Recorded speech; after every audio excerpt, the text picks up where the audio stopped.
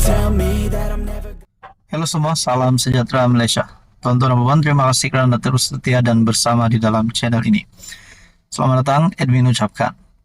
Saudara-saudara, ada yang bertanya, ada yang mula bertanya, apa akan jadi sekiranya Anwar Ibrahim sebagai PMX hari ini dan kerajaan perpaduan ataupun kerajaan PH, BN, GPS, GRS ini akan tumbang?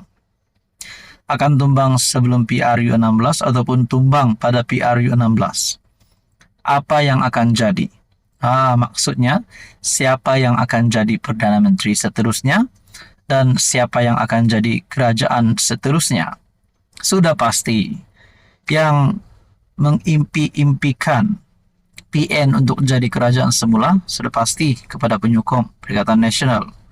Dan persoalan seterusnya, adakah Muhyiddin Yassin mempunyai harapan sekali lagi untuk jadi Perdana Menteri sekiranya PN akan naik semula jadi kerajaan?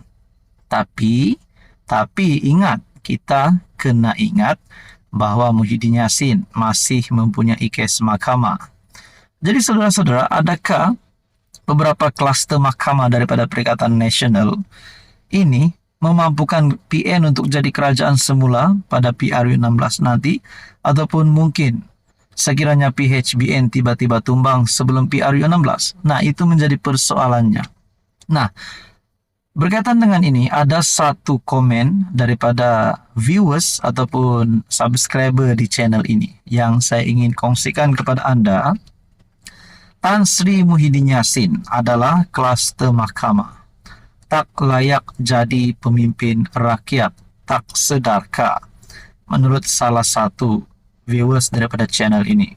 Dan komen yang seterusnya juga menyatakan, Tan Sri Muhyiddin Yassin, Perdana Menteri PKP. Mungkin beliau ini beranggapan bahwa Muhyiddin Yassin adalah Perdana Menteri. Memang sah Muhyiddin Yassin jadi Perdana Menteri, tapi dulu, bukan sekarang. Dan di sini mungkin sindiran terhadap Muhyiddin bahwa Tan Sri Muhyiddin Yassin Perdana Menteri PKP.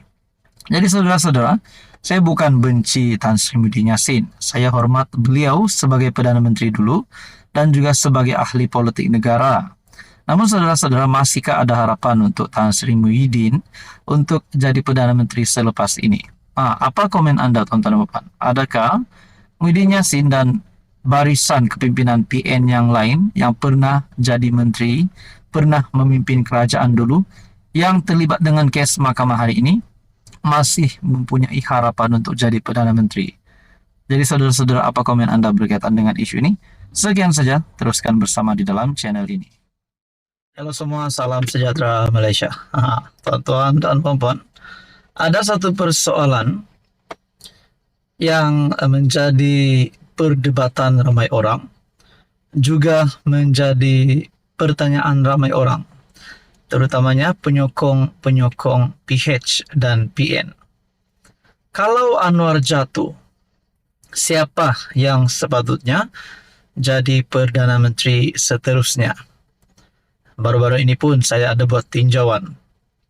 Saya ada memberikan beberapa pilihan undian, yaitu Rafizi, Hamzah, Muhyiddin, dan juga Zahid. Namun itu hanya 4 pilihan yang saya sediakan. Sebenarnya ramai lagi calon yang boleh menjadi Perdana Menteri, asalkan ataupun syaratnya itu adalah pilihan rakyat.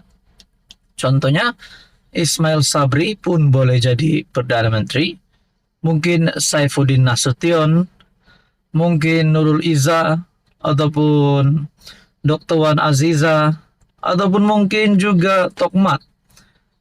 Kalau bahagian Perikatan Nasional pula, ada yang kata Muhyiddin pun boleh jadi PM, Hadi Awang pun boleh jadi PM, Azmin Ali pun boleh jadi PM.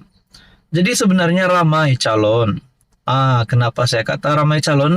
Sudah pasti penyokong PN mahu Muhyiddin ataupun beberapa nama besar di dalam PN untuk jadi Perdana Menteri. Begitulah juga bagi penyokong PH. Namun satu tulisan daripada Syabuddin pada 19 Julai. Kalau Anwar dijatuhkan, tak semestinya Muhyiddin naik jadi Perdana Menteri. Adakah di sini harapan untuk Muhyiddin jadi Perdana Menteri sudah tidak ada? Lagi pula beliau hari ini sedang berhadapan dengan beberapa kes mahkamah. Menurut tulisan daripada Syahabuddin, seorang rakan yang merupakan pengikut tegar Anwar Ibrahim sejak era reformasi menegur beberapa tulisan saya yang mengkritik kerajaan Madani dengan mengatakan tindakan saya itu hanya akan membuka ruang kepada Muhyiddin kembali semula sebagai PM. Katanya, jika Presiden Bersatu itu kembali sebagai PM, episod kegagalan selama 17 bulan sebelum ini akan berulang kembali. Wow, mungkinkah ini juga salah satu penyebab supaya Muhyiddin Yassin tidak jadi Perdana Menteri lagi? Mungkin bagi yang tidak meminati Muhyiddin, sudah pasti mereka tak nak Muhyiddin jadi PM. Tapi bagi mereka yang meminati pimpinan Muhyiddin, sudah tentulah mereka mahu Muhyiddin sekali lagi jadi PM. Di dalam tulisan ini, adakah itu yang kita mahu? Tanyanya kepada saya.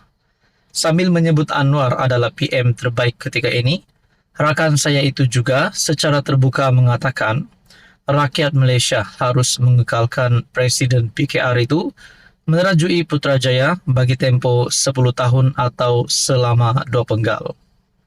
Saya hanya senyum mendengar keinginannya agar Anwar menjadi PM selama 10 tahun. Dalam hati saya berbisik, jangankan 10 tahun, nak habiskan penggal atau nak menang PRU akan datang pun rasanya Anwar sedar masih lagi tak cukup nafas mendepaninya. Dalam sejumlah komen dalam beberapa tulisan saya kebelakangan ini, ramai juga yang mengomen dengan maksud yang sama. Menurut mereka, adakah kita mahu Muhyiddin kembali sebagai PM? Keyakinan saya begini, baik sama ada Anwar dijatuhkan di pertengahan penggal atau akan ditumbangkan dalam PRU 16. Muhyiddin bukanlah pilihan pertama untuk diangkat semula sebagai PM.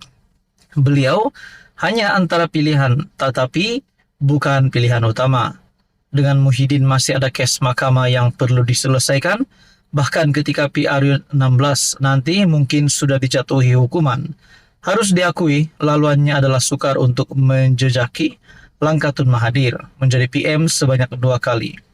Di blok pembangkang, laluan untuk Hamzah yang kini Ketua Pembangkang atau Ahmad Samsuri daripada PAS dirasakan lebih terbuka.